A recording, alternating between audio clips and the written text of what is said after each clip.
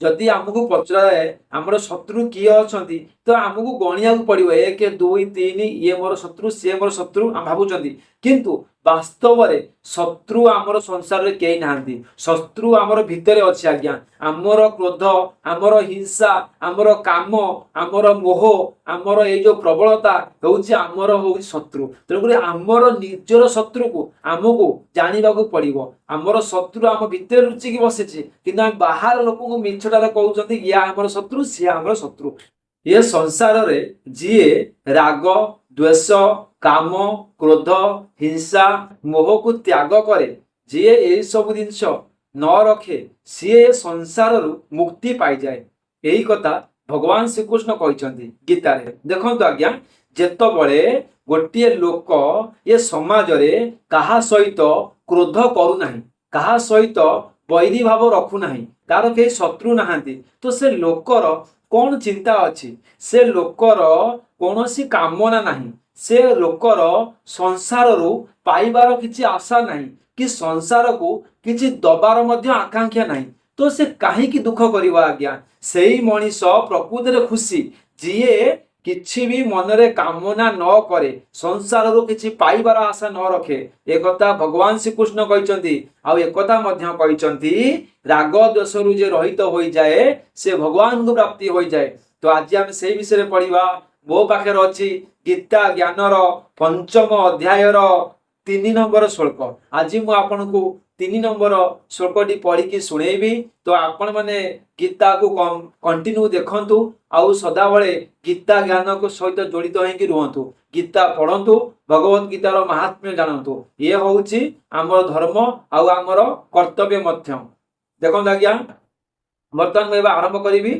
3 number श्लोक ओम गुरु ब्रह्मा गुरु विष्णु गुरुदेव महेश्वर गुरु साक्षात् परम ब्रह्म तस्मै श्री गुरवे नमः ओम गुरुदेवाय नमः देखंतु वर्तमान एबे हम आरंभ करिबा कोन लिखा अछि ज्ञान नित्य सन्यासी जो न द्वेष्टि न कांक्षति निद्वंद्वो हि महाबाहु सुखं प्रंधात प्रमुच्यते देखंतु यही श्लोकर आमे टिके मीनिंग बुझिबा कौन देछि आज्ञा महाबाहु महाबाहु का कहगला ना हे अर्जुन जेतबेले भगवान श्रीकृष्ण अर्जुन को संबोधन करके डाकुचंती कहउचंती महाबाहु हे अर्जुन तापर ज होउती जेउ पुरुष न द्वेष्टि द्वेष करे नाही न आकांक्षी आकांक्षा रखे नाही नित्य सन्यासी से होउची सदा सन्यासी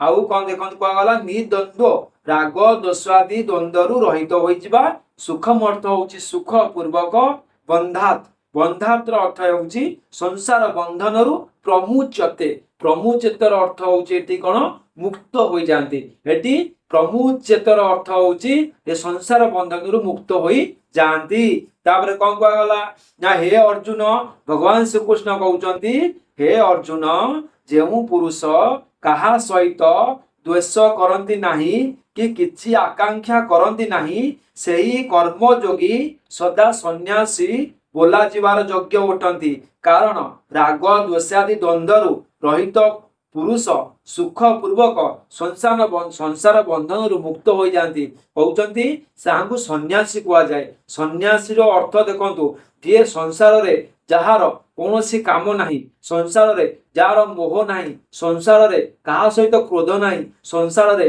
कहा सहित हिंसा नहीं सही तो ही सन्यासी आमे गृहस्थ धर्म रहिले मध्य आमे संसार मध्य रहिले मध्य आमे भी सन्यास होई पारिबा सन्यास पे सेमिति किछ नाही जे तुमको गेरुआ वस्त्र पिंधिया को पड़िबो चंदन तिलक काटिया को पड़िबो 10टा माला पकेया को पड़िबो से सन्यास लक्षण नुहे आज्ञा तुमे पेंट शर्ट पिंधिकी मध्य पैंट शर्ट रे मध्य सन्यासी होई पारिबो बिना माल रे मध्य सन्यासी होई पारिबो केमिति ना जीए समस्त आकांक्षा को त्याग कर दिए सी होउची सन्यासी तापर कौन कर देखंतु एठारे कर्म योगी को नित्य सन्यासी कहिबार अभिप्राय कौन ना कर्म योगी काहा को द्वेष करंती नाही कि कौनसी वस्तुर आकांक्षा करंती नाही से सर्वथा द्वंद्वरु अतीत होई रहितांती वस्तुत सन्यास भी यही स्थितिर नाम जे राग द्वेषरु रहित जे प्रकृत सन्यासी कहीं ना तांकु सन्यास आश्रम ग्रहण करने आवश्यक नुहे कि सांख्य योग ग्रहण करने आवश्यक नुहे। अतएव एठारे कर्मयोगी को नित्य सन्यासी कही भगवान तांकर महत्व प्रकट करी कहिसंती जे सकल कर्म करुथिले मध्य से नित्य सन्यासी ही अटंती एवं से अनायासरे सुखपूर्वक कर्म बंधन मुक्त हो जाती। कौन कहते देखो एटी कुआ गला जी कर्मयोगी से माने मध्य सन्यासी हो पारे। आमको गृहस्थ घर छाड़िकी जंगल को जावाक पड़ोनी, सन्यास धर्म ग्रहण करने पड़ोनी, गेरुआ वस्त्र पिंधिया पड़ोनी। आमे घरे रहीकी गृहस्थ धर्म को आचरण करिकी संसार भितर रहीकी मध्य आमे कर्म सन्यासी हो पारिबा।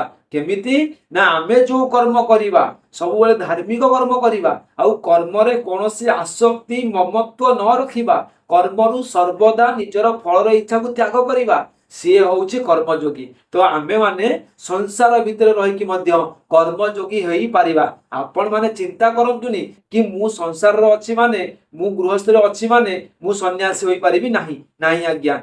गृहस्थ रे मध्य आमे सन्यासी होई पारिबा। तेणु करिकी आमे समस्ते निश्चिंत भाव में सन्यासी होगा प्रयास करवा, ताहले जाई जीवन रे किछि मूल्य बुझिबा। तापर देखंतु कर्मयोगी किपरि भाव में कर्म बंधन सुखपूर्वक मुक्त हो जाती।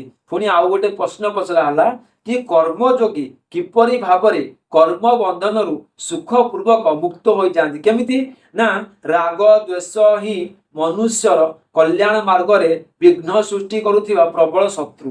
देखंतु आमे कहउचंती जदि आमको पचराए आमर शत्रु किए अछंती तो आमको गणिया पड़ो 1 2 3 ये मोर शत्रु सी मोर शत्रु आम भावुचंती, किंतु वास्तव रे शत्रु आमर संसार रे केही नाहंती। शत्रु आमर भितरे अछि आज्ञा। आमर क्रोध, आमर हिंसा, आमर काम, आमर मोह, आमर ए जो प्रबलता होउछि आमर होउछि शत्रु। तेणुकरी आमर निजर शत्रु को आमको जानिबा को पड़िबो। आमर शत्रु आम भितर रुचिकी बसिछि, किंतु आम बाहर लोक को मिछटारे कहउचंती या आमर शत्रु सी आमर शत्रु।